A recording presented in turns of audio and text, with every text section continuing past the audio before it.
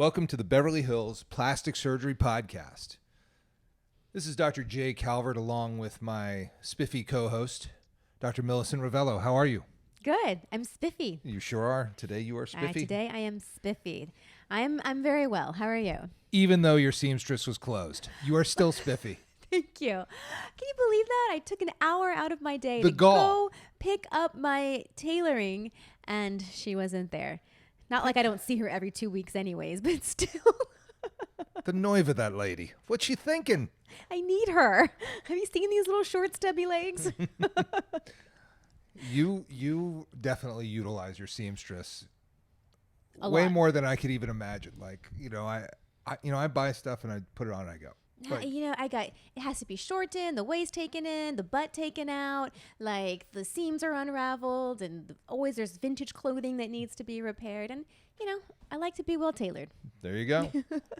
And good for you because you are.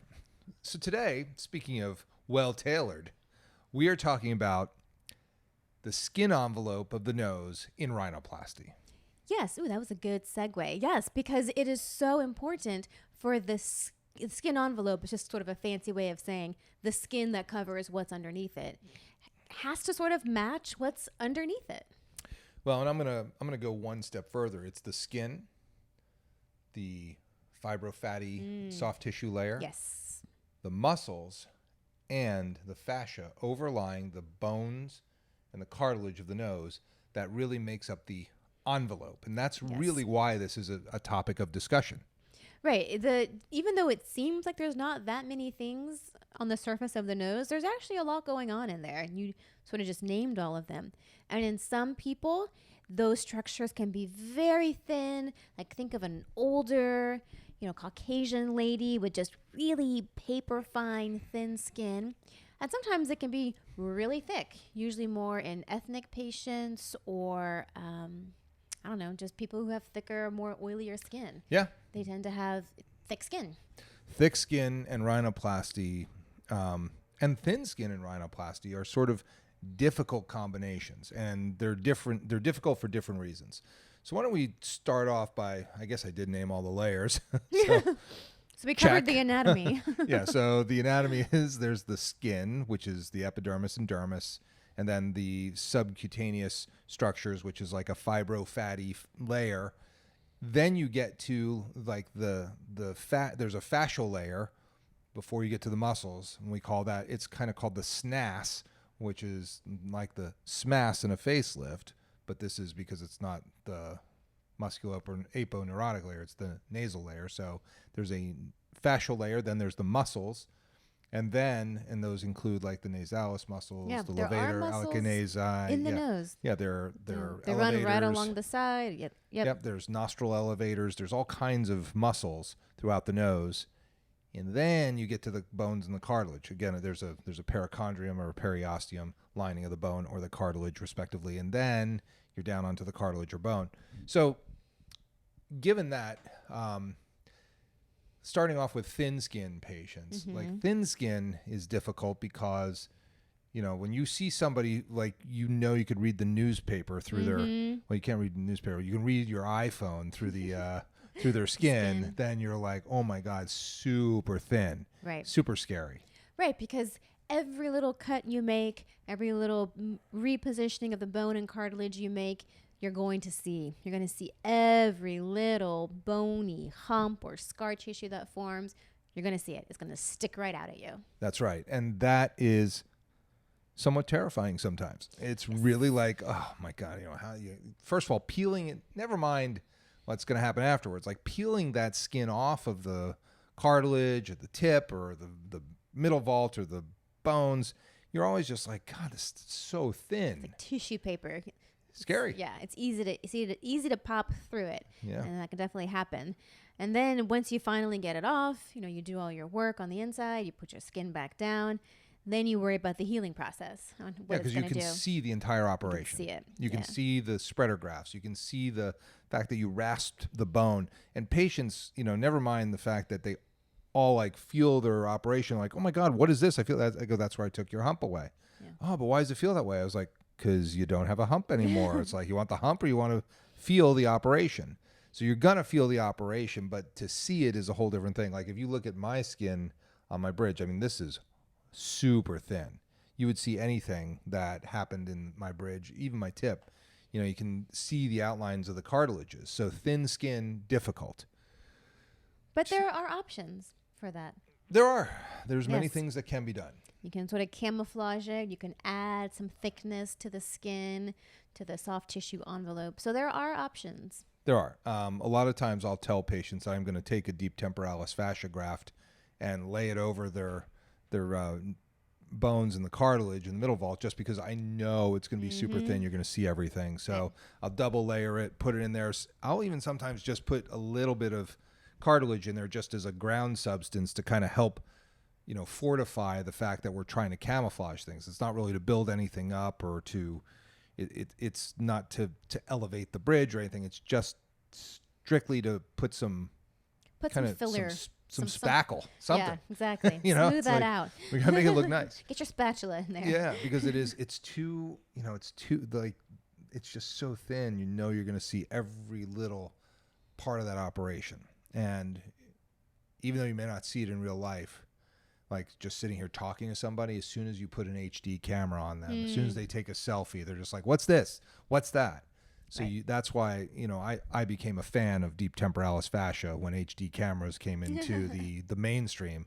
And that was really in about 2007, 6, where my actors used to come in after they'd have a rhinoplasty and be like, Right. what I can see. So that's when I was like, fascia. You get fascia. You're going to get it. Conversely, thick skin. Also has its own set of problems. So let's do a little, like, bring it home for the audience why this is an issue. One of the things that I always see in textbooks and in articles is they'll show like a statue. You know, they'll show some carving, some large statue of a person, you know, holding a bow and arrow or something like that. And then they'll say, okay, so imagine thin skin is like if you put a bed sheet over this statue. And you can still see the points and the bumps. lumps, And you yeah. can say, when you look at that sheet over the statue, you can say, that's a statue of a man holding a bow and arrow. Yeah. Conversely, if you put a thick Afghan blanket, like something that you need to warm up in the winter, Quilts. it's got something Yeah. thick, and you put that over it, you might say, well, I think it's a man under there. I don't know what's happening. Is he holding a bow and arrow? I can't see. And then you get the skin that's so thick, you put a sleeping bag over that statue. All you know is that there's a sleeping bag that's over something, and you couldn't tell if it's a what's bear happening. or a pyramid or a, you know, An obelisk. a guy or what, like you couldn't tell what it is. So that's sort of the idea of like thin, medium, and thick skin. So the thick skin is the sleeping bag. And the problem with that is that you can't see any of the detail work. Any definition. They might come into you with a nose looking like a blob, and they might leave the OR with a nose looking like a blob. Hopefully not, because again, we have tricks. But that is the concern, that you're not going to see that precision and that, you know, detail of a nose, of a well-made nose, because the skin just camouflages all the detail. Yep. And if it's, I'll tell you that even thick skin that you try to thin likes to get thick again. Right. And that's not even to mention the healing process and the swelling that comes along with the thicker skin takes a lot longer to resolve as well. So then they really look like potatoes for a good while. As my friends from Germany put it, Kartoffelnase, Kartoffelnase. potato nose. Oh. And it does happen. I mean, it's terrible. And we all deal with it. Like the mestizo nose is famous. You know, this is a nose that is found largely, well, it's found in Los Angeles plenty because I do lots of them here, but really it's originated from a combination of sort of European noses with Central American noses, and you see like thin skin up here and then super thick tip skin. There's no cartilage in the septum. It's like a nightmare for a rhinoplasty surgeon. And the thick skin at the tip is the issue, because the reason that these folks want to have rhinoplasty is because they've got a blob on the end of their nose and they want to define it. So what do we do about that?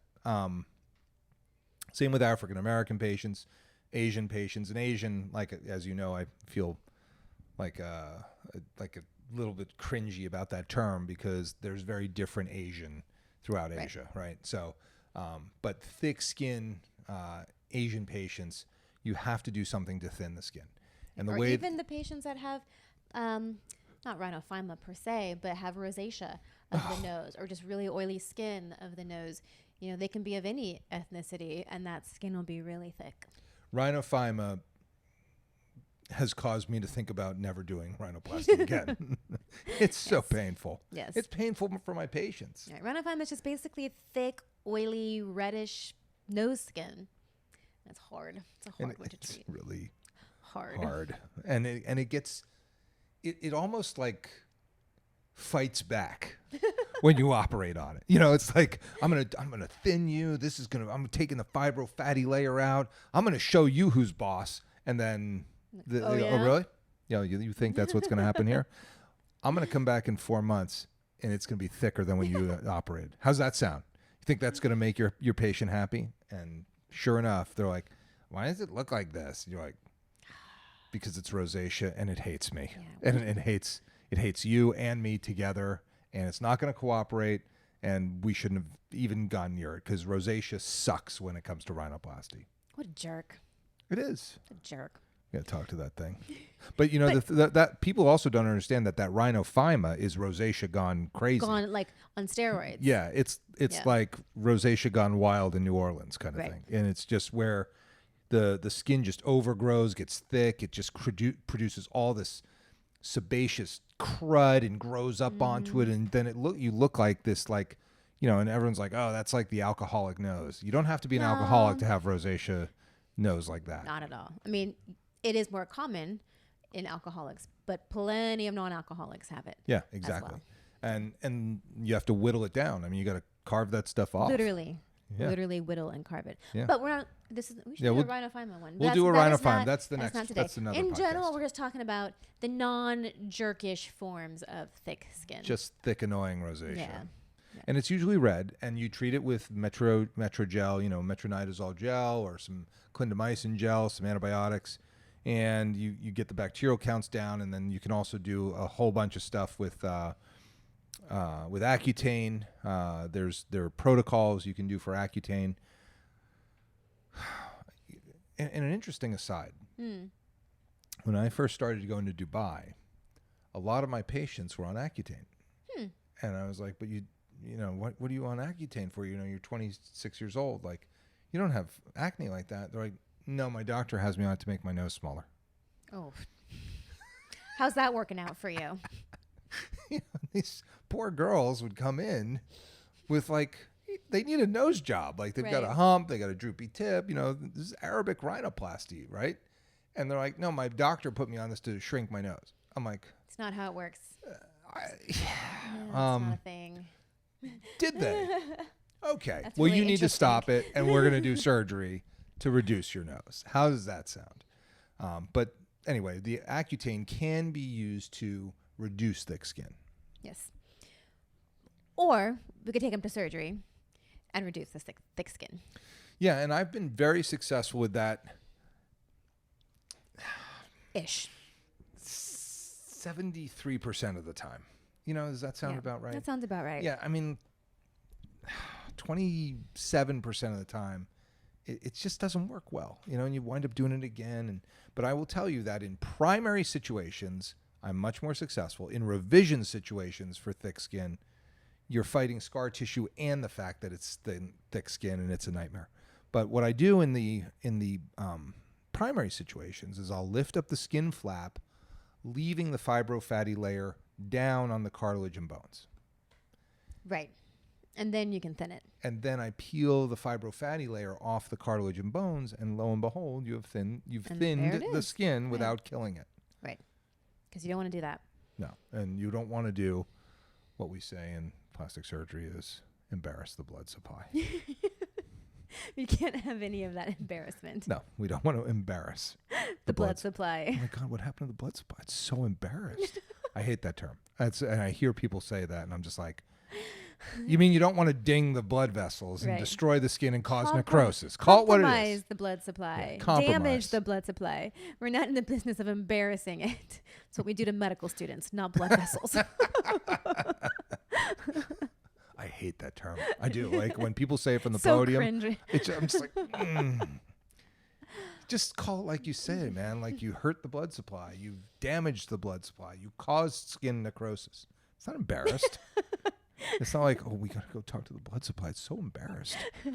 Don't you hate that term, or is it just me? It's just no, me. it's very cringy. It is, isn't it? Why do Yes. people say that? Can we please I stop don't that? All of I us, don't know. It's any like- doctors You know listening to what? this? It's probably the same doctors that say centimeters Ugh, instead of okay. centimeters. whatever. And you know who you are. You out know there. who you are. That's right. A lot of them were, there was a lot of them at Cornell. Mm-hmm. Oh man, Cornell was a centimeter heaven. Big time. They're just all over those centimeters. Oh, yeah. What is that? I Is it like don't I'm a doctor? I know. have to say it that way? Centimeters. I don't know. Yeah. No. I got your centimeters right here. But anyway, so don't embarrass the blood supply when you're peeling the skin off of the fibrofatty layer. Right. And that's the whole point. Because if you were to pick up the skin first on the cartilage and bone and try to peel the fibrofatty layer Off the down skin off of the later. skin, you're going to damage Definitely the blood embarrass supply. some blood vessels. Very. They're going to be so embarrassed. My God, those blood vessels. Poor things. What happened? They're so embarrassed over there. Look at that dead skin on the nose, because that's what happens when you embarrass the blood supply. So we're Sorry. not going to I'm do on a that. tangent. I just can't stand when people, like, there's so much stuff in medicine that just makes me go, what? Unnecessary. We should have one of those podcasts. Let's think of all the stuff that drives us totally crazy that doctors say. Things compilation. doctors say. Yeah. That'd be so funny. We just tee off. Our doctor buddies right now are just like, I say centimeters. Is that a problem? Is it how I was supposed to say it? We're supposed to say centimeters? I thought it was centimeters. How about debride? Oh, God. It's debride. You're debriding it. You're debriding the wound. Not debriding it. No, debride is like when you get divorced. That's a whole different thing. Oh, he got debrided. It almost sounds good. Oh. In that case. I don't know. Could be bad. It's maybe expensive if you're debrided. It can be very expensive. Yeah. But Debride, anyways, please. Debride. Let's debride these Yeah. things. Let's not debride. You got some other ones? I know you do. No. You're ready to go. I can see it. You're like, I'm gonna save it for the podcast. we'll do that one. We'll still revisit. Shiite doctors say. It's gonna be good.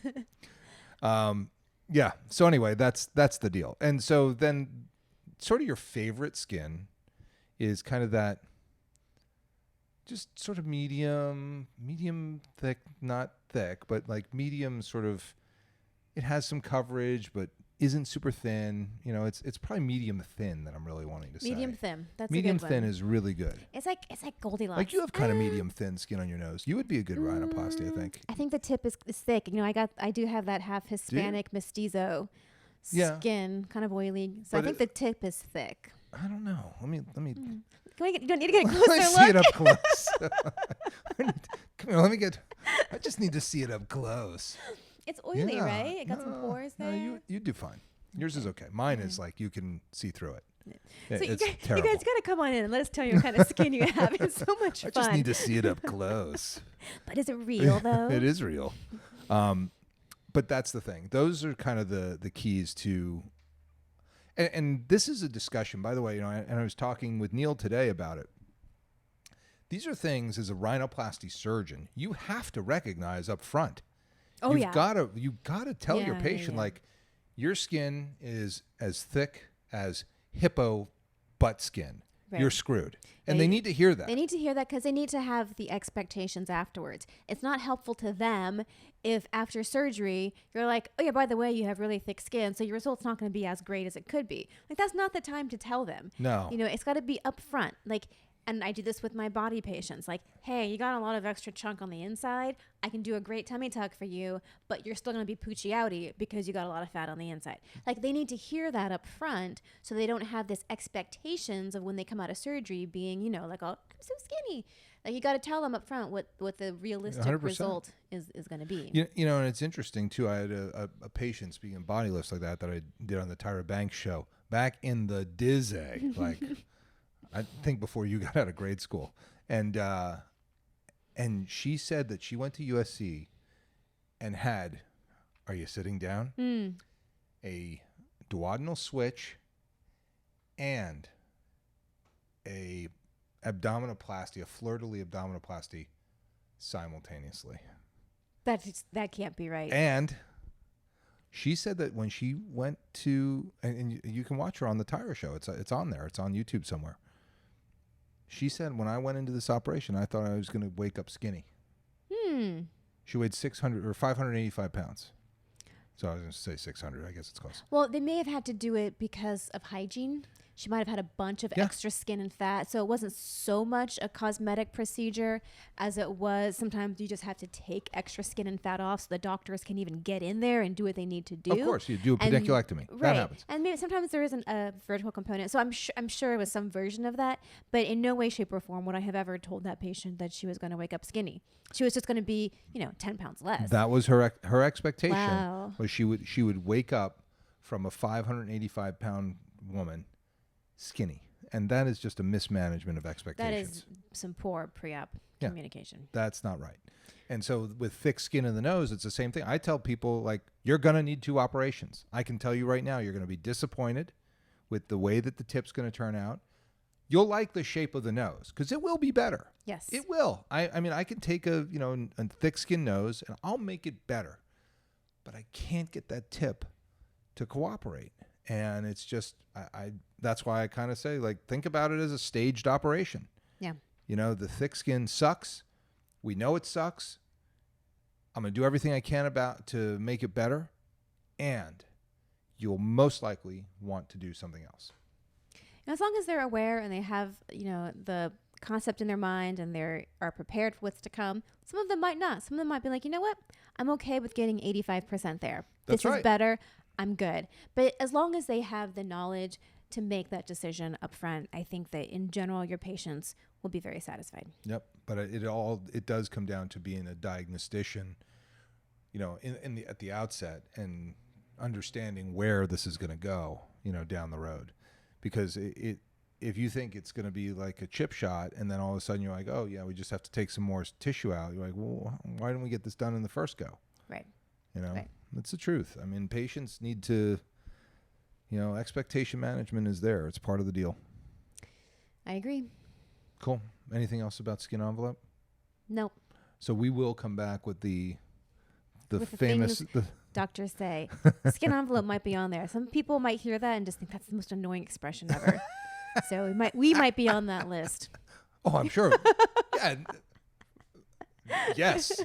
100%. There's no doubt. I mean, how many people sit at home and make fun of our podcast? They have to. All of my friends and my son. Yeah, they have to. They have to be like, well, you guys sound like such dorks on there. Like, yeah, but it's good stuff. It's good dorky stuff. We were into it. That's what we do. People pay us to be that dorky to understand those things and to understand them well. Right. So, unfortunately, you'll have to listen to it, even if you have to take a 32 centimeter step to get there. Yes. Well, I think then this is the Beverly Hills Plastic Surgery Podcast coming to you from the 90210.